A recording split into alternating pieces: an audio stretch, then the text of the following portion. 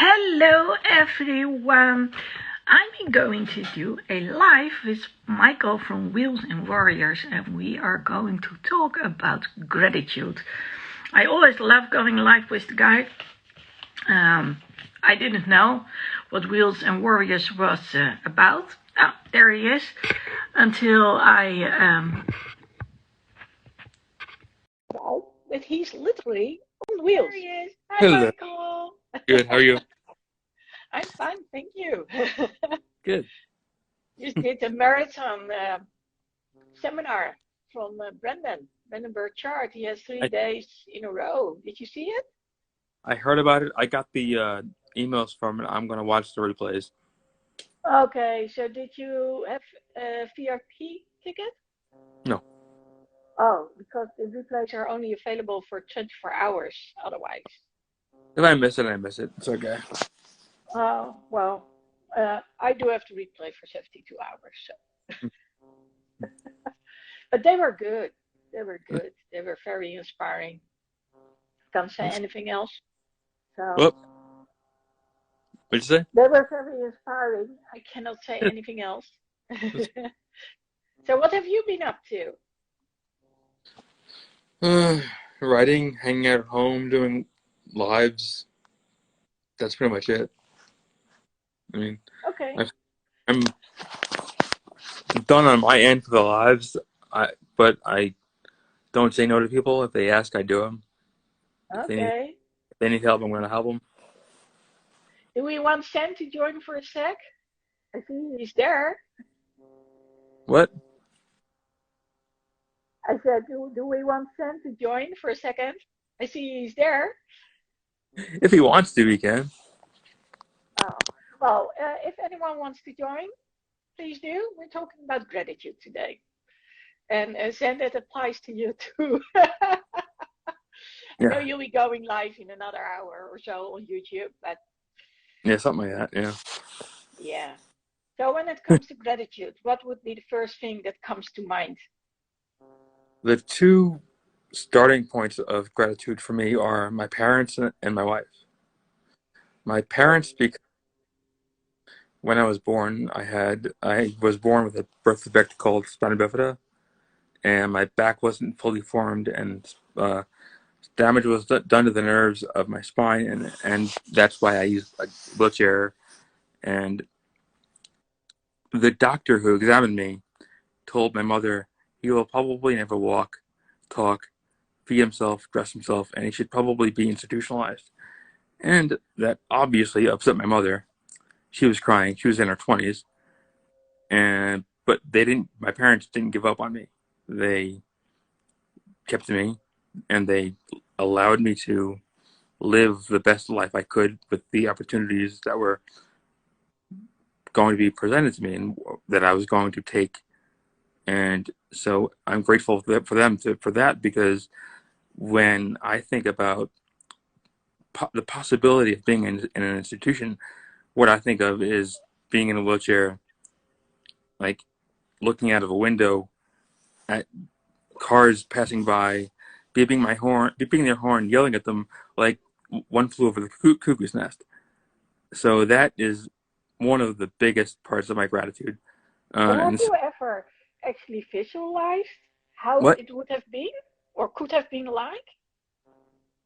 What it could have been like? Yeah, have you actually visualized that? Oh yeah, I visualized it because you use it as inner motivation. Okay. Zen is going to join us too. Yeah, it's true. And I can Oh imagine you my getting. Hi, gosh. Zen. Hello. Okay, We I just want to stop in and say hi to two of my favorite people in the whole world. You guys are amazing. And I can't stay because I have to prepare for my show. Are on that list too. Say again? I'm pretty sure Bunny and Terry are on that list. Oh yeah. Well, right now, two of my favorite, I got but I can't stay because I've got a show to prepare for. So Okay. So guys, I just want to come in and say hi. It's amazing seeing you guys doing collabs together. Yeah. To me, this is what it's all about. This is what it's all about. I love it. All right, guys. Hopefully, I'll see you later. Okay. Yep. Okay. Bye-bye. Bye-bye. And the second part of my gratitude comes from my wife, because the first long-term relationship I was in was 5 years, and she was very verbally, psychologically, and emotionally abusive.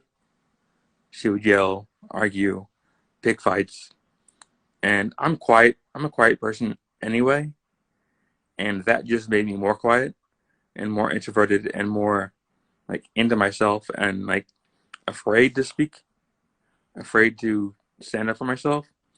And she taught me about love and communication and standing up for yourself, speaking up for yourself, um, being yourself, and just she just makes me a better person. So that's where my two pieces of gratitude mostly come from. Okay. How come you put up with it for 5 years? I mean, were you quiet before? I And was I so was it was natural, or? I was quiet, but I was made quiet, more quiet from that. I put up with it because I was like, oh, it's no big deal. This must be how some long-term relationships are behind closed doors. I I made excuses. You make excuses to put up with the status quo and the status norm, and thinking that it's okay. It's like every like abused person's excuses that they use. You just you say it's okay, and then you just deal. Mhm. And then 5 years of that, I got sick of it, and I was like, okay, I'm done. I'm out. It got to the point where we had an argument. She said, "You're not a man," and it took me years to get over that one. Yeah, sure. And that was it. So if you would have one piece of advice to all those out there, and maybe even specifically the guys out there who put up with verbal abuse and sometimes maybe even physical abuse, but let's say verbal abuse at least, and they are getting more and more quiet, what would you say to them? Love yourself, because if you love yourself, you won't you become stronger, and you're less likely to put up with that. You need to love yourself and check in with yourself regularly. Ask yourself questions. See what's working, what's not working, why this might be, why that might be, and because if you're always honest with yourself, then you can change or work on what's going on, the situation. So you just have to love yourself and just have yourself be your own best friend and your best advocate. Because other than close friends and family, it's no one else is going to do it for you, That's true. and you're the best one to do it. So So you just how did you stay sane during those 5 years? I mean, a lot of people, when they are, uh, whether it's verbally or also physically abused, they start drinking, they start mm-hmm, using drugs, you name it, uh, mm-hmm. but they start to self-harm themselves. How did you stay sane? Well, a few things. Writing, writing is my salvation. It's what I love. Music is important. Watching sports is where I like can go into, or I can escape from. And also, like, I don't drink now because I drank then. Like, I wouldn't call myself an alcoholic. And some people might, some people might not. I just stopped because I knew it wasn't good for me. I mean, I can go into a bar right now and not drink, and it wouldn't matter to me. But I don't do it because there are some times when I did it and I overdid it, and it wasn't good. And I just don't like that situation. I don't like what it does to me. I don't like what it does to the life around me. So yeah, it was a combination of different things. It was, she worked and I worked, so half the day, thankfully, we didn't see each other. And that helped because I had friends at work. So I just got away from it. So, you have been, if I say it correctly, you've been a world champion, right? You did join Olympics in the wheelchair. Yeah, I when I was 10, I started racing wheelchairs, and I won 57 medals. 42 of them are gold, and I did that for like 9 years. And I Okay. did wheelchair basketball, and I have about like 3 championships from that too. So you basically are mentally very strong to be able to achieve that. I mean, how many people can say they have won that many medals? Yeah, That's a lot.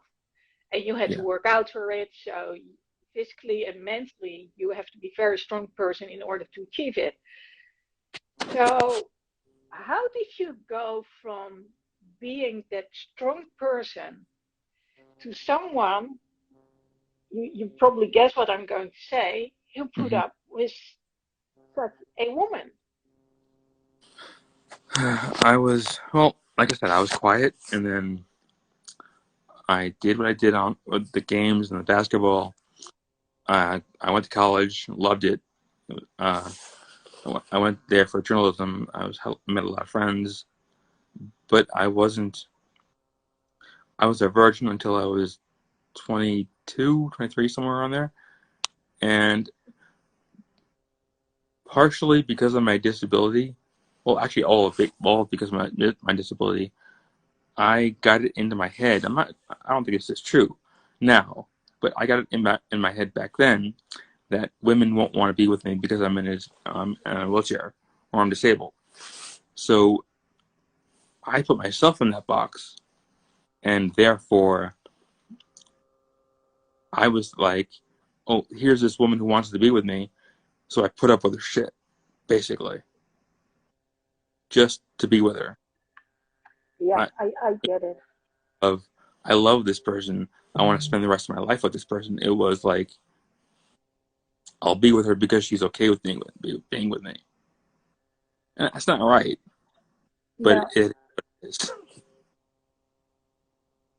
So, it is understandable. I mean, there are people out there who consider people or persons who are wheelchair bound, hmm, um, not fully, I don't know, let's yeah, put it mentally capable or something, or physically capable, and especially when you're a guy. Question is how, if you are paralyzed or not, and what the consequences are. And even so, um, you can wonder if that really matters or not. But I can understand that, especially for the males out there, it could be absolutely devastating. But it's, well, you didn't say it directly, but indirectly you did. When people don't see you for who you are and what mm, you're worth, yeah. that basically tells a lot about them and not about you. I know And that that's, now. Yeah, yeah, and that's why I said you have a strong character, because otherwise you wouldn't have won all those medals. yeah. Thank you. I mean, Yeah. So back then. yeah, so just another question, because you were hanging around with other people who were also wheelchair bound when doing your sports and all. Yeah. Uh, so did they get into your head like we in general are not good enough? Was it the age? What? No, it was all me, really. It was just, that's where my head went, and unfortunately, I just stayed there way too long. Yeah. I mean, I've met people in wheelchairs who were like well, this is my reality. I'm just gonna go into a corner and just live my life. And I've met people in wheelchairs who were like, screw that, I'm a badass and I'm gonna do what I want. So I've met both ends of the spectrum. I just, my mind went to the one that I didn't want it to go to. So, and I just thought that women wouldn't want to be with me because I'm in a wheelchair. And I thought people in general wouldn't want to be my friend because I was in a wheelchair. And a lot of that was, a part of that at least, was I was a very quiet kid, and I hated high school. I didn't really talk to anybody in high school, didn't have any friends. I didn't get invited anywhere, and I didn't have a girlfriend. So because of the fact that I didn't have a girlfriend, I just assumed that it was because of that. And whether that was wrong or right, I don't know. But that's just where it stemmed from. Yeah, yeah, I get it when you don't have much interaction with other fellow students Yeah, I or mean, college kids. my It life. makes all the difference. I got up Yeah. once, came home, went to bed, and did that every day for 4 years. And I mean, my parents are great. So my mother would take me to wheelchair basketball practice every week, and we had the wheelchair games that I would do every year for a weekend. So I did stuff, but for the most part, I was quiet and lonely, and you know, in my own So little. you didn't have any friends from the basketball? Not ones that I hung out with. It was you go to practice, you hang out, and then you see each other next week.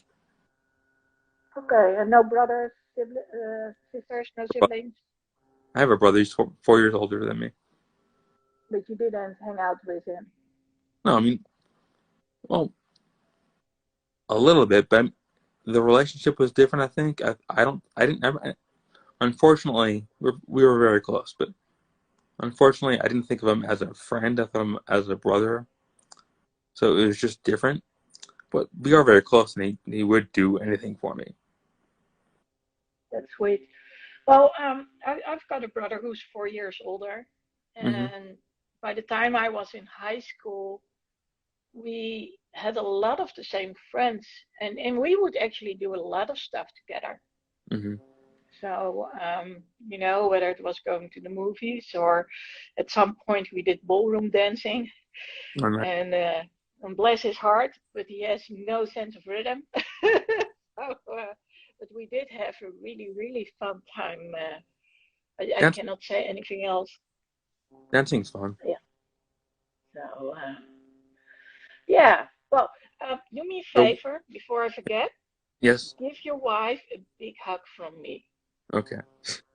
So what because does gratitude mean to you? uh, I think it has changed over the years. Hmm. Um, Gratitude nowadays is me being able to go for a walk again, Hmm. not necessarily needing my crutches, although it's Yeah. slow and I can't go too far. And usually I do use my brace. It's being able to travel the world, Hmm. uh, as long as there are no COVID restrictions, of course. Yeah. Um, and being able to have my own space, to do my Hmm. own thing, Yeah. grow, develop.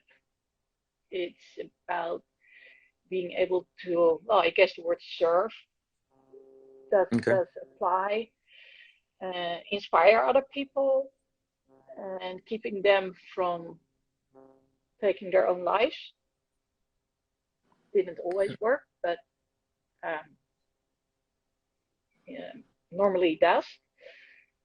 Um, and just having fun about so many things.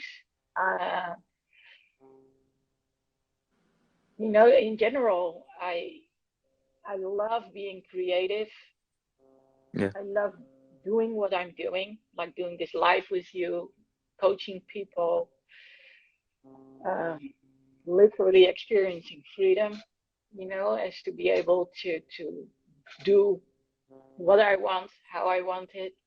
I've, I had my fair share of bullying, and I've worked for a number of bosses, and every time I would start working at a company, it would be great, and it would finish quite the opposite, because they wanted me to be someone I wasn't, and which always happened when management switched, and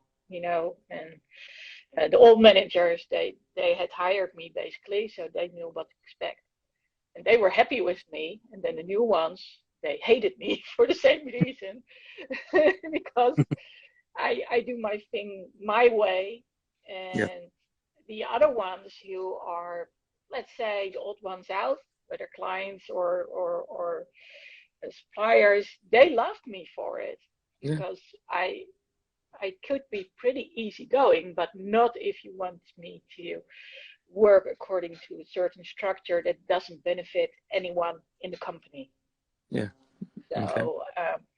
So yeah, gratitude is basically freedom, inspiration, and also seeing, I guess, how fortunate I am and feel being able to move forward, um, after all what has happened, and also, um,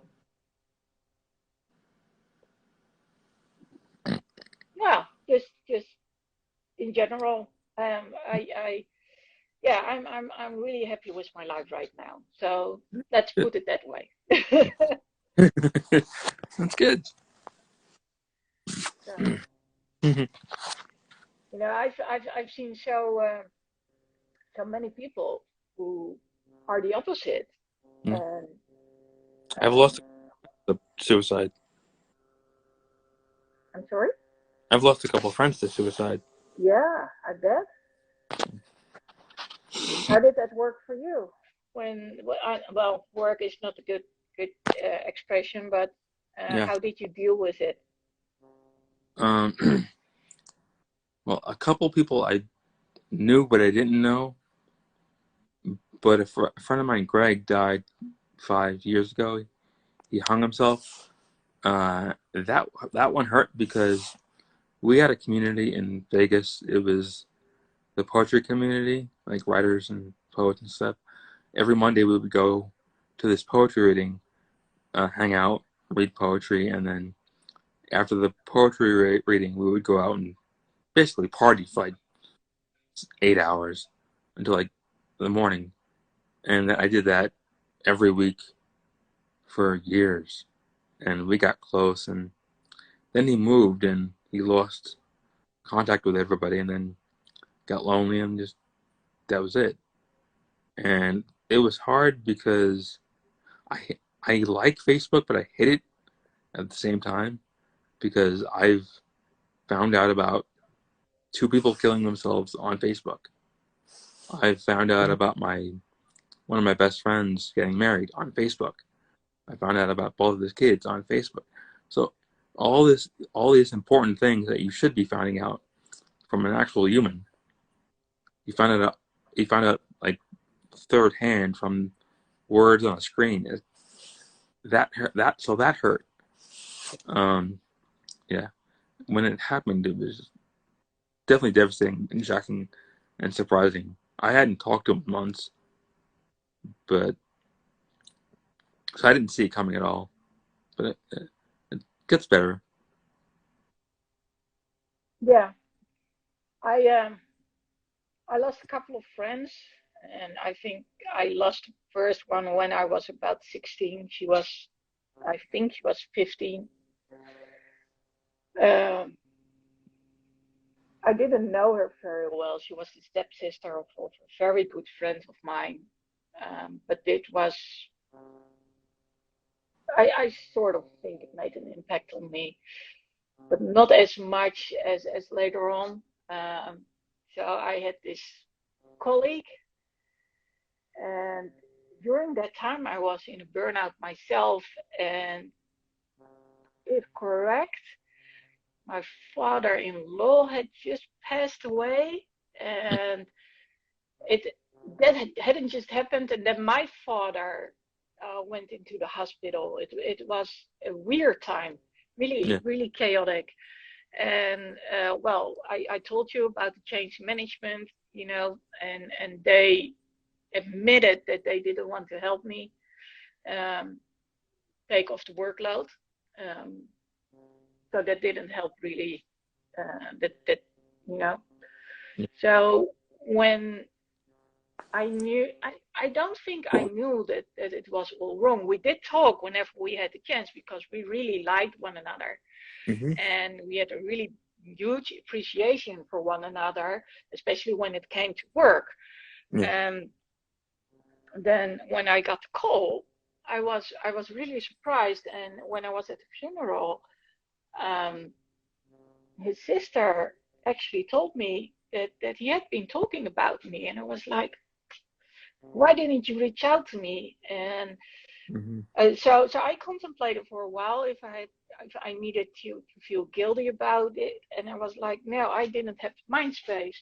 But I had to say that when one of my clients passed away, which is now a year and a half ago, that was a totally different story because I talked to her 4 hours a week, Mm-hmm. and it sort of it wasn't unexpected, and yet it was unexpected because you can tell by she was borderline, and as a result, she was always doubting herself. Um, so I could see her struggle in life. That was Yeah. one of the reasons why I helped her out. But to actually have someone do it, and and I that there were a lot of warning signs, and I did see them, and I tried to talk to her about it. But if you have to deal with a number of people in the environment and everyone is saying something else, Yeah. then it just so I had to deal with that for a while, and it has probably made me even more determined that the people I can help Mm-hmm. by being their voice or doing other stuff to hi Terry, to actually make them feel like, okay, we can do it together. Mm-hmm. Yeah. That made all the difference. And when you talk about gratitude, and I don't know if this sounds weird, but for me, having them having given them a future, Mm-hmm. and to look forward to something, um, yeah, that has made a lot of difference.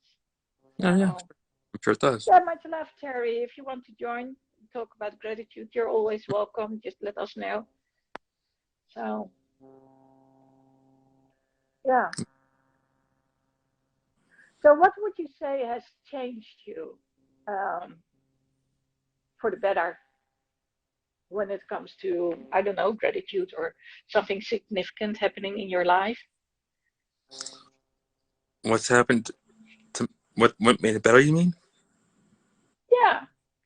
Just like I said, my wife, community, love. Um, for me personally, checking in with yourself is important. Asking myself a lot of questions.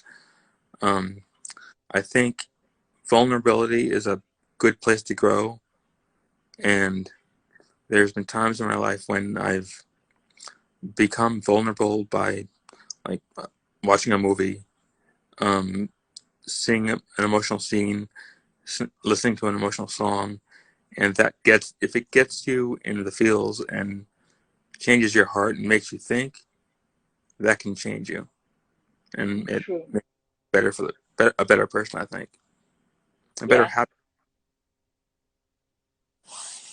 Yeah, I agree with you. I agree with you.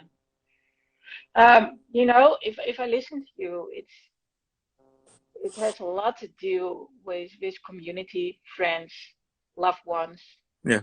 those who actually appreciate us in Hmm. general. being seen, Yeah, being being heard. big, because being disabled, you don't really get seen as much as you'd like. And it's funny, like, it's getting better now, but it's still not as good as it should be. But, like, I was thinking about this the other day. In the 80s, there was TV show, 80s, early 90s, there was TV shows where there was disabled people, and it was like, I was 12 or like younger, and it was like revolutionary to me. It was like life-changing. And then it just petered off and stopped, and took a while to come back. But yeah, that being seen in different situations, whether it be TV, commercials, movies, out in the world, it's empowering, and it's it's life changing. Yeah, I remember the actor who played Superman, Christopher something. Reeve, Who? Christopher, Yeah, Christopher Reeve. yeah, Could that be? Yeah. yeah, So he did keep on acting even when he was in that wheelchair, and I think he was paralyzed from the neck down. yeah, neck down, yeah. Yeah. He got, So got thrown off a horse in 95, and yeah. paralyzed, yeah. So him still going on the screen, and I remember the movie. I'm not sure what it was called, 7 or 6 something. Um, but he was playing a very important role in there, Yeah. and of course they put something around him being in a wheelchair because he was in a wheelchair, he was more prone to things happening. Yeah. Um, I think that one example was that they turned off the oxygen, so he Mm-hmm. couldn't breathe anymore. But there he was, and he was being the one who got out there. And I've been talking to other people who said, if something like that would happen, Mm-hmm. I don't know. And I said, well, just look at him. He still lived his life, and it couldn't have been easy, but he Yeah. did. Mm-hmm. Yeah. Um, so yeah, I guess it's a good thing to see that. Of course, there's only a minority who's in wheelchairs, so that's why we don't usually see it. But when they are there, it's good to see that people actually want to do their own stuff. But I've seen both. I've been in a wheelchair from time to Yeah. time, and I do see people react differently. They talk over your head instead of Oh, yeah. to There's you. some They people, talk to the one standing. a lot of people ignore me and talk to my wife. Yeah, exactly. So what do you And do nowadays? that's People how remain quiet, or people, no, I'm not quiet. I like jump my face into their face, and like if they turn and look at my wife and start talking to her, I'll actually like go in between the two and like, oh, I'm over here. Why don't you answer me? So yeah, I've gotten to the point where I'm a jerk when people do that. so Uh, is your but wife waiting for you to do so, or does she forget sometimes that you want to be part of the no, conversation? I think she doesn't realize that they're doing it. I'm super hyper sensitive to when people do it, so I realize it. She doesn't realize it. But that the one of the last time that somebody actually like talked to her, and I turned his head, turned to her head, looked at her and answered her instead of answering me. It shocked the crap out of her because she didn't know what to do. So that was interesting. Okay, I would think that you would have been used to it by now. Well, used used to it and okay with it are two different things. I'm not okay. Okay. I'm used to it. I mean, it's been going on since I was 17, and I'm 43, so it's been a bit. Mhm. But I'm not okay with it. It's not. It's still not right. No, but your wife, I would think that she would have been used to you being the one who says, "Hey, all right, I'm here." Well, yeah, she knows. I mean, it but it took me a bit to get there because, like I said, I'm quiet and I didn't really stand up for myself. So like I had to fall into that role. I had to grow into it. I had to like learn to stand up for myself, talk for myself, and become that stronger person who didn't lie down and let others speak for me. Good. So she, like, even when I speak up, even when I talk back to her or stand up for myself in front of her, she appreciates it and likes it because she knows how hard it is for me, or it was for me. That's good. Yeah. Make you a role model, actually. The role model of someone who knows what it is like to keep to yourself, and Yeah. instead saying, no, I'm going to stand up for myself, and I'm here. Mm-hmm. Yeah. So that's good. I applaud you for it. Thank you. So, yeah, I actually was most of the time on the other side, walking next to the one who was in the wheelchair, Mm-hmm. having fun with the wheelchair. I had a friend at school. She had an electric wheelchair.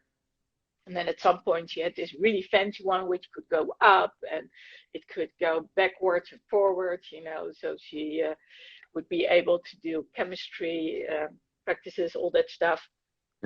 Um, but we actually had a lot of fun with that wheelchair, but it never, and really never, maybe she has a different version. I don't know. I would have to ask her, but it never crossed my mind to not see her for who she was. Yeah. So I realized that people are actually prone to helping out others, Mm-hmm. and as a result, maybe answer for you. But that's something totally different from being okay with, hey, look, that person is here. Yeah. Talk Yeah. to him, her. The best compliment I ever got Yeah. was from my brother. He told me, sometimes I forget you're in a wheelchair.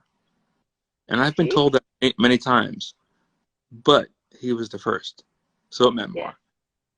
And not a lot of people do that. They always see the chair first. So it's Mm-hmm. big when they don't. And funny story, when I was in my early 20s, I would go to bars with a friend or friends, and I would stand up to be at the bar because I didn't want to be so low and have to look up at everybody. So I would stand up at the bar, and my friends would take my chair and roll around the bar Yeah, of like course. trying to pick up girls. And so yeah, it was funny. I can totally picture that. The moment you stand up, oh guys, let's have some fun because they're not normally in the wheelchair, and then just race Yeah, off with it. And at some point, you're guys, I need to sit down. pretty much. Yeah, but that's basically because they're not normally in there, and Yeah, it's so interesting. They see it from a totally different point of view. Like yeah. They, if I'm in a wheelchair, I can impress girls, and yeah, you're like, I'm in a wheelchair, and will girls even look at me? yeah. They see it as fun.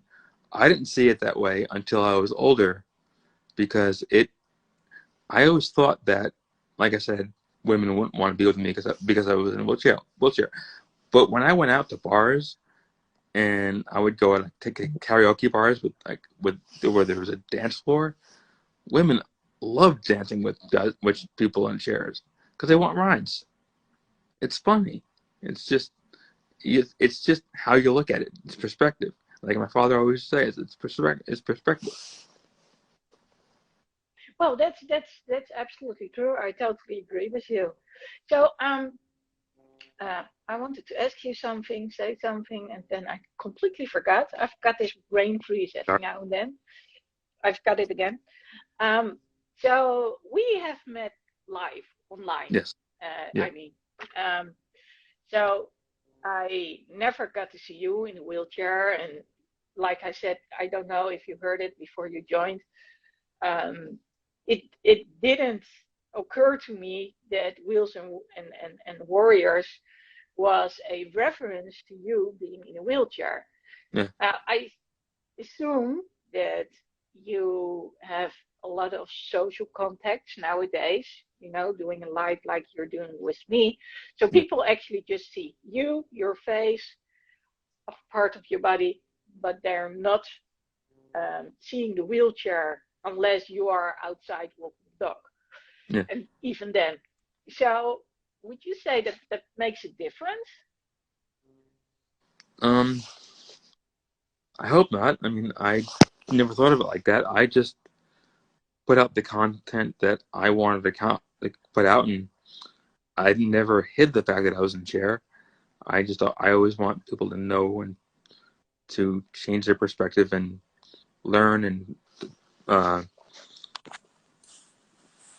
have relationships with people, with anybody, whether they're disabled or not, and know how we want to be interacted with, how we wanted to be approached, and if we ask for help, then you can help. But if we don't, then just don't help and don't overstep.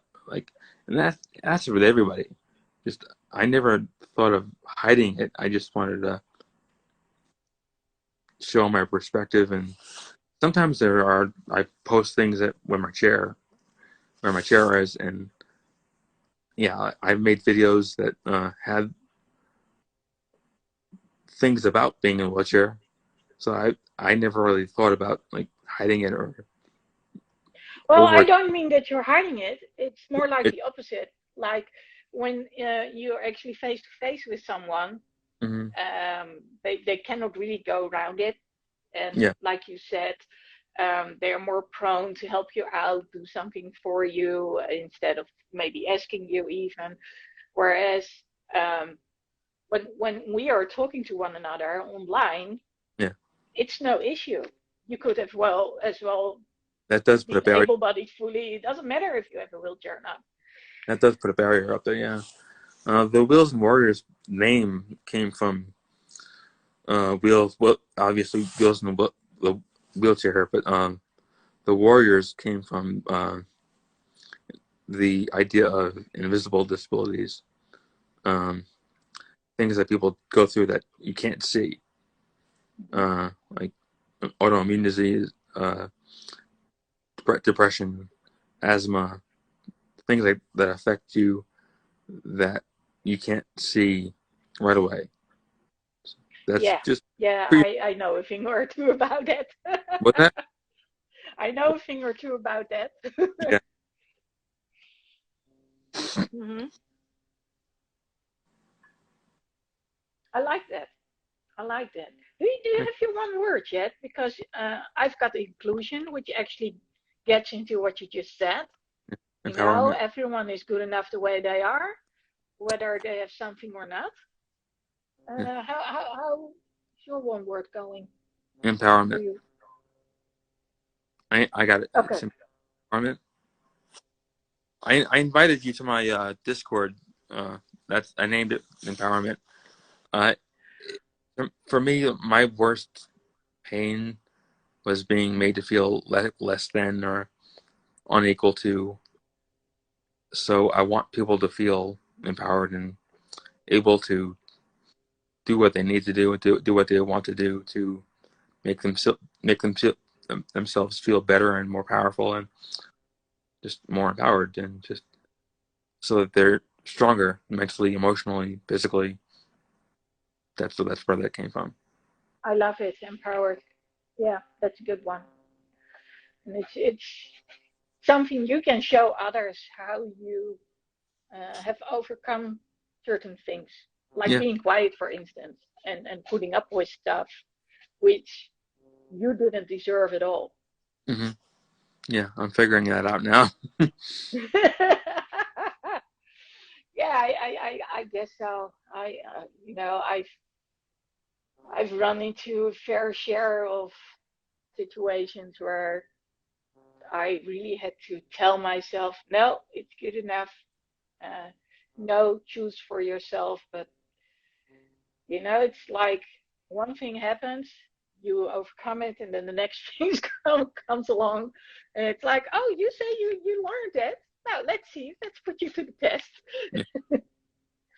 But um, when it comes to invisible things, I've got a friend. She has Crohn's disease, Mm-hmm. and when we would go out to a restaurant or somewhere, she likes to be in the close to the restaurant, Yeah. because if she needs to go for a run, she needs to go for a run. So I would be walking with my crutches, and then I would have a list of allergies. So if we would go somewhere, people would see Yeah. that I needed some sort of assistance, whether it was an extra chair, or when we would go to festival, I would be at the disabled platform, and I was able to go to a disabled restroom, all that stuff. And she wasn't. And Mm. I remember that we had a talk for a while about it, because she felt like she wasn't seen or heard or recognized for what was going on. So then this summer, when I finally got to realize I got to walk a little bit better. Of course, it was before my knee twisted and I needed brace, which of course now in turn has helped me walk without the crutches. Yeah. Um, I was really like, okay, I had gotten so accustomed to walking with the crutches. Mm-hmm. And let's put it this way, there's a bit of favoritism involved, not because you want it, but because you need it. And I was like, okay, what's life going to be like if I go to an airport and I have to stand in line for 2 hours? Not Mm-hmm. that I could at the moment, because I can't, but what would life be like if I didn't have my parking card? It was like, is this part of my identity? I don't want it to be part of my identity, but it was like there was this mind shift, going back and forth. And when I had accepted, like, okay, I'm moving on, I'm able to do stuff again. Then of course my knee twisted, and then I was even of worse, way worse than I was before my ankle got twisted. And I was like, okay, how am I going to deal with this? Of course, since June, many things have changed, and I'm actually having the benefit of the second surgery for my ankle, where they put pins in there. And for me, it's funny, but I recently looked up some of my old shoes, which have a little bit of a what do you call it, a heel Yeah. underneath it, Yeah. and I wasn't allowed to walk on those because I was so flexible in my ankle, Yeah. and my tendon would pop out non-stop. But now I was like, well, maybe I can use them again and start exercising. Just walking for me here around the building is already exercising, because the tiles are always a little bit sloppy. Um, so I was like, oh, that's interesting. So um, it's like a shift in identity. Yeah. And I guess that's what we've been talking about all along during this life. Yeah. Come to think of it. What was that? Yeah. Oh. Oh, yeah. My battery Yeah. Yeah. told me I only have 20% left, so we can still go. But yeah, that's basically also a shift in identity. Mm-hmm. And but the gratitude, the Yeah. gratitude is way bigger Mm-hmm. in my case. Yeah. So it's been a while since I actually put a wheelchair in the back of my car. Like, I don't think I need it anymore. So Yeah. that's pretty cool. Same with the That's good. crutches. I took it off my bike. Yeah. I do have my brace with me 24/7 though. So That's good. that's a different story. So is there anything else you would like to add when it comes to gratitude, or you would like to share with the viewers, or? No, that's pretty much all I had to say. Okay. Thank you. It's been a great conversation. Yeah, I loved it, and I really hope that when people are listening to this, that they realize that whatever physical or mental shape you're in, Mm-hmm. um, and even if you feel great, no one has the right to bully you, belittle you, um, or do whatever it is, Yeah. not see you, disrespect you, Mm. and uh, let's hope that they reach out to other people, whether it's either one of us. They can always reach out to me since it's my profession. But I do hope that they realize that community and friends are so important. Yeah. And yeah, that. So Yeah. Hmm. um, I'm going to leave you to it. I see Joe is watching too. Joe, if you want to come on up for a sec, please do. And otherwise, will you be on Sen's show in a little bit? No, I'm not gonna be on. I'm not gonna take that one. That Okay. starts in like 2 minutes. Don't forget to give your wife that big hug. I will. Okay. Thank you so much. Okay. Talk soon.